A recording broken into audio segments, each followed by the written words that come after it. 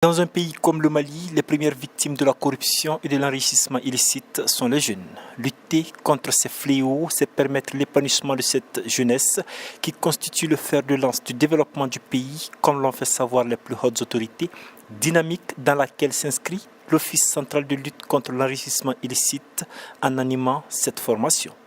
Chacune et chacun ici est appelé demain à assurer de très hautes fonctions. Si chacune et chacun à son niveau de responsabilité se disait que moi seul je représente une grande partie du Mali, que l'avenir du Mali est entre mes mains, je suis sûr que la corruption et l'enrichissement illicite seront de vieux mauvais souvenirs.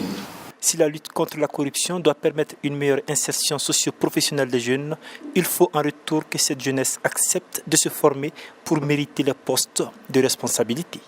Essayons à prendre les jeunes compétents. Essayons à pousser les jeunes à se former. Essayons d'amener notre jeunesse à avoir le niveau qu'il faut pour compétir dans la sous-région.